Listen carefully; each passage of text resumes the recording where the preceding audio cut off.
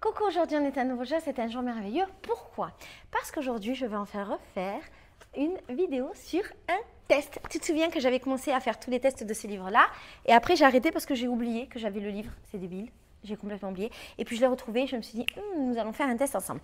J'ai ouvert au hasard et je suis tombée sur ce test-là qui est quel est votre degré d'intelligence émotionnelle. Et nous allons découvrir ensemble quel est mon et ton degré d'intelligence émotionnelle. Ce que je te propose, c'est que je te lis un petit peu qu'est-ce que c'est que ce test. Je te lis les questions, je te donne mes réponses, tu notes tes réponses et à la fin, je te montre le résultat pour que tu puisses découvrir quel est ton résultat. T'as bon?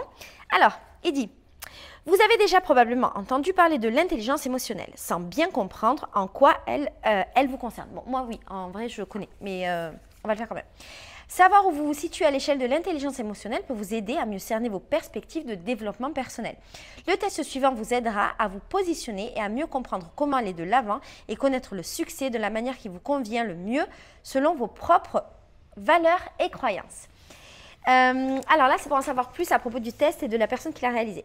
Ce test s'inspire de la recherche et des connaissances actuelles sur l'intelligence émotionnelle, caractérisée par l'aptitude de chacun à comprendre et à gérer non seulement ses propres émotions, mais aussi celles des autres. Elle a été définie pour la première fois dans un article de 1964 par Michael Beldoche, puis a été repris en 1966 par Barbara Lenier. L'intelligence émotionnelle devient très à la mode en 1995 avec l'apparition du livre de Daniel Goleman, Intelligence émotionnelle, comment transformer ses émotions en intelligence. Les individus avec un degré d'intelligence émotionnelle comprennent enfin ce qu'ils ressentent et pourquoi. Ils apprennent à exprimer leurs émotions, découvrent l'influence qu'elles peuvent avoir sur les autres, notamment comme source de motivation pour soi-même et pour les autres. De nouveaux modèles d'intelligence émotionnelle se sont succédés depuis. Pour la plupart, l'IE, donc intelligence émotionnelle, comprend 4 types de capacités. 1. La perception des émotions, c'est-à-dire la capacité à reconnaître et à comprendre les émotions sur les visages, sur les images et dans les voix, y compris la capacité à identifier ses propres émotions. 2. L'utilisation de ces émotions, la capacité à explorer les émotions pour faciliter la réflexion et la résolution des problèmes. 3. La compréhension des émotions, c'est-à-dire la capacité à comprendre le langage des émotions et à appréhender les relations compliquées qui existent entre elles. Et 4. La gestion des émotions, la capacité à réguler les émotions à la fois chez soi et chez les autres. On commence le test.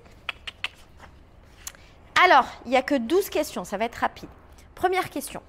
Je sais comment je sens. Je sais comment se sent quelqu'un au son de sa voix et à sa gestuelle. 1.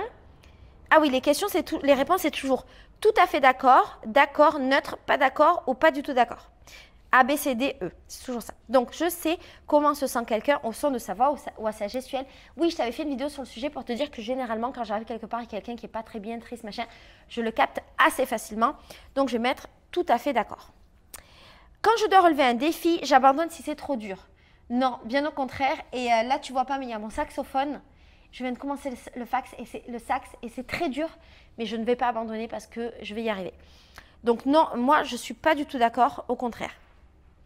Je fais toujours savoir aux gens concernés que j'apprécie leurs actions. Je pense que oui, je dis assez souvent aux gens quand je trouve les choses qu'elles font bien, je complimente et je valorise beaucoup les gens parce que c'est important et aussi parce que les gens ne le font pas assez pour eux-mêmes. Et donc, moi, je le fais dans l'espoir de compenser quelque chose ou de rééquilibrer quelque chose. Donc, je suis tout à fait d'accord. J'essaye toujours de voir le bon côté des choses. Bon, ça, on le sait, tu me connais. Moi, je vois que le bon côté des choses et assez difficilement, je vais voir des côtés négatifs. J'ai parfois du mal à savoir quand je peux parler à quelqu'un de mes soucis personnels ou non. Alors, c'est pas que j'ai du mal à savoir, mais je n'aime pas spécialement parler aux gens de mes soucis personnels. Je le fais en vidéo.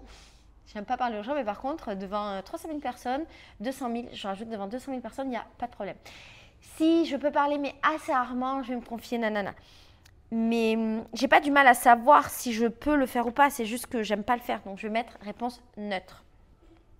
Certaines expériences que j'ai vécues m'ont fait réaliser ce qui est important pour moi ou ce qui ne l'est pas. Tout à fait. Chaque expérience apporte quelque chose, on le sait. Et dans mon cas, mes expériences ont été très formatrices, les bonnes, les moins bonnes, les super pas bonnes. Et à mon âge, je pense que l'âge ça joue, à mon âge, je sais exactement ce que je veux et surtout ce que je ne veux pas. Et du coup, je ne perds plus de temps. Question 7. Mes émotions me submergent, je ne les maîtrise pas. Non, assez rarement. J'ai des émotions qui me submergent. Quand je vais avoir mes règles, je suis un peu folle, mais ça compte pas. Parce que c'est mes hormones, donc machin. Donc je veux dire que je ne suis pas du tout d'accord. J'aime aider les autres quand ils se sentent tristes. Oui, alors, moi j'aime aimer les autres plutôt de manière matérielle. Mais par contre, je ne suis pas la meilleure personne pour t'écouter, me raconter tes problèmes, pour te conseiller, pour machin, c'est pas mon délire. J'aime pas trop écouter les gens. J'ai pas cette capacité sociale. Je le fais avec mes amis proches, mais pas avec tous les gens. J'ai vraiment pas cette capacité. Et donc, j'aime aider les autres quand je vais mettre d'accord, je vais pas mettre tout à fait d'accord parce qu'on part du principe que c'est plutôt matériel. Quand quelqu'un a un problème matériel, je suis très présente pour rendre service, aider, résoudre, mais pas pour l'émotionnel. Je ne sais pas ce que ressent une personne juste en la voyant. Je ne sais, ben non. Tu peux oui, on voit assez facilement ce que ressent une personne. Je regarde beaucoup les gens et d'ailleurs pendant mes voyages Féminité Sororité, je regarde énormément mes petites pour savoir si elles vont bien, si elles ont besoin de quelque chose, comment elles se sentent, si elles sont en difficulté, si elles ont besoin d'amour, d'un câlin, d'être seules. Donc je dirais que je ne suis pas du tout d'accord. Quand quelqu'un me confie quelque chose qui le touche, j'ai l'impression d'être aussi concernée que lui parce qu'il me raconte. Non, parce que je ne prends pas ce qui ne m'appartient pas. Et ça ne m'appartient pas, ce dont il me parle. Donc, je ne suis pas d'accord. J'essaie de faire des activités qui me rendent heureux. Ben, tout à fait d'accord. Moi, je ne fais pas d'activités qui ne me rendent pas heureuse. J'ai aucun problème à ne pas faire les choses que je n'ai pas envie de faire. Et même si ça pourrait être très bien pour moi, machin, c'est hors de question. Hors de question. J'ai beaucoup de mal à comprendre les messages non verbaux que m'envoient les autres. Non, je pense pas. Je ne vais pas mettre tout à fait d'accord, mais je vais dire que je suis plutôt d'accord. Non, ça va, tranquille. Bon, je vais regarder les réponses. Là, aïe, je me suis fait une tendinite. Non, je rigole, je sais pas. Aïe, je me suis un peu tordue. Je te montre les réponses.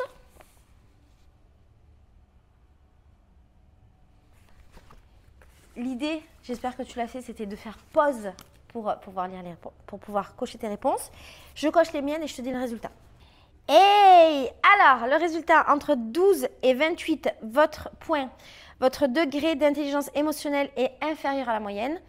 Entre 29 et 44, votre degré d'intelligence émotionnelle est dans la moyenne. Et entre 45 et 60, votre degré d'intelligence émotionnelle est supérieur à la moyenne. Bon, je vais te lire le mien et je vais te laisser lire après les autres. Alors, les gens comme vous ont souvent un grand potentiel de leadership. Hey. Vous savez écouter et avez probablement remarqué que l'on vous demande volontiers des conseils et qu'on aime discuter avec vous. Il n'est pas surprenant que vous entreteniez de bonnes relations avec votre entourage, mais prenez garde à ne pas toujours donner aux dépens de vos propres besoins. Je ne le fais pas du tout. Saisissez toutes les occasions pour continuer à vous épanouir et à grandir. Votre haut niveau d'intelligence émotionnelle vous permet enfin, et c'est précieux, de transmettre vos connaissances pour amener les autres au même niveau que vous et contribuer non seulement à votre épanouissement, mais également au leur. Ben voilà, c'est exactement ça la famille. C'est exactement ça. Voilà, c'est fini pour ce test. J'espère qu'il t'aura plu. C'était rapidinho, parce qu'on n'a pas le temps. Je te fais des gros bisous. Je te dis à demain pour une nouvelle vidéo remplie d'amour, de bonheur, d'intelligence émotionnelle, de câlins, tout ça. Bisous, ciao.